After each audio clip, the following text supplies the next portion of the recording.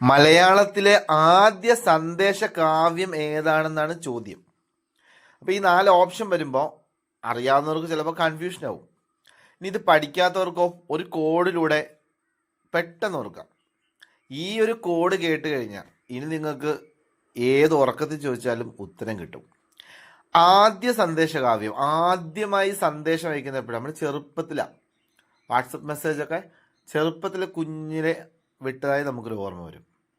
അപ്പോൾ ഇതിൽ ഉണ്ണി എന്ന വാക്കുണ്ട്. ഉണ്ണി എന്ന് പറഞ്ഞാൽ ചെറുപ്പം, കുഞ്ഞിലെ ഉള്ള ഒരു ഓർമ്മ കിട്ടി. ഉണ്ണി നീലി സന്ദേശം. ഉണ്ണി നീ എനിക്ക്, ലീ എന്നത് അറബിയിലോട്ട് കണക്ട് ചെയ്തു. ഉണ്ണി നീ എനിക്ക് അയച്ച സന്ദേശം, ആദ്യ സന്ദേശകാവ്യം. അപ്പോൾ അത് കണക്ട് ചെയ്ത് വെച്ചാൽ മതി, ഇനി ഒരിക്കലും മറക്കില്ല. അടുത്ത ചോദ്യം നോക്കൂ. ശാരിക പൈതലേ ചാരുശീലേ വരി ആരോമലേ കഥാശേഷവും ചൊൽകനീ. ഈ ഈരടി ആരുടേതാണ്? ഇപ്പോൾ കൺഫ്യൂഷൻ വരും, കുഞ്ചൻ നമ്പ്യാരാണോ, എഴുത്തച്ഛനാണോ, ചെറുശ്ശേരിയാണോ? അപ്പം നമുക്ക് കോഡിലൊന്ന് നോക്കാം. ശാരിക പൈതലേ, അപ്പം അതിനകത്ത് ആരുണ്ട്? ഒരു കുഞ്ഞുണ്ട് അല്ലേ, ഒരു കുഞ്ഞിന് പൈതൽ കിട്ടി. ചാരുശീലേ വരി ആരോമലേ, അത് വിളിക്കൂ, ആരോമലേ ബാ. കഥാശേഷവും ചൊൽക നീ പറയൂ. 3 കാര്യങ്ങൾ കിട്ടി. ഒരു കുട്ടിയെ വിളിച്ചു, എന്നിട്ട് പറയാൻ പറഞ്ഞു.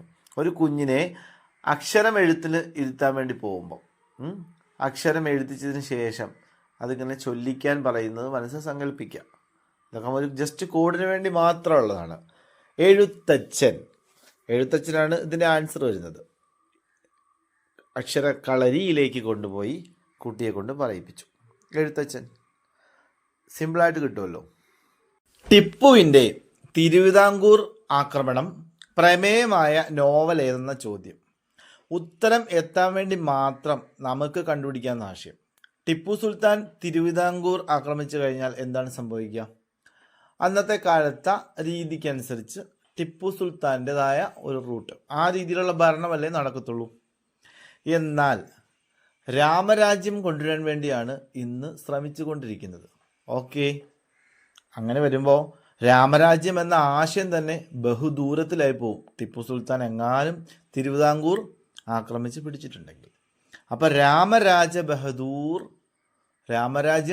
ബഹുദൂരത്തിലാകും ടിപ്പുവിൻ്റെ തിരുവിതാംകൂർ ആക്രമണത്തിലൂടെ. സെറ്റല്ലേ? കരുണരസപ്രധാനമായ ഒരു ഖണ്ഡകാവ്യമാണ്. ഏതാണ് ആൻസർ? മഗ്ദലന മറിയമാണോ, വീണപ്പൂവാണോ, പിങ്കളയാണോ, ചണ്ടാല ഭിക്ഷുകിയാണോ? നമുക്ക് ഉത്തരം പെട്ടെന്ന് കണ്ടുപിടിക്കാം. കരുണരസം, സങ്കടം. നമുക്ക് ഈ സങ്കടം വന്നത് എപ്പോഴാണ്? ഈ ഓപ്ഷനിൽ നിന്നും. നമ്മുടെ വീടിൻ്റെ ഓരത്ത് നല്ലൊരു പൂവുണ്ടായിരുന്നു, നല്ല സൗന്ദര്യമുള്ളൊരു പൂ. ആ പൂക്കൾ കാണുമ്പോൾ നല്ല സന്തോഷമായിരുന്നു. ആ പൂവ് ഇങ്ങനെ ആ നെട്ടറ്റത് അടർന്ന് താഴെ വീണു. അത് വീഴുമ്പം നമ്മൾ പൊട്ടിച്ചിരിക്കാറില്ല, നമുക്ക് ചെറിയൊരു സങ്കടം വരും. അപ്പോൾ ഒരു കരുണരസപ്രധാനമായ ഒരു നോട്ടം. ആ പൂവ് എന്നാലും താഴെ വീണ് പോയല്ലോ. അപ്പം നമുക്ക് ആൻസറിലേക്ക് എത്താൻ പറ്റും. വീണ പൂവ്, പൂ വീണു പോയി. ഓക്കെ, സെറ്റായ. കേരളം എന്ന വാക്കിലെ അളം സൂചിപ്പിക്കുന്ന അർത്ഥം എന്ത്? പ്രദേശം, കടല്, ചതുപ്പ്, മല. എങ്ങനെ ആൻസറിലേക്ക് എത്തും? വളരെ സിമ്പിൾ. അളം എന്ന് കേൾക്കുമ്പോൾ തന്നെ ഒരു അളിഞ്ഞ മനോഭാവം വരത്തില്ല, അളിഞ്ഞ ചെളി, ചേറ്. അപ്പം ചതുപ്പാണ് ആൻസർ. ഓക്കെ, ഈ അളവും ചെളിയും കണക്ട് ചെയ്ത് വെച്ചാൽ സെറ്റ്.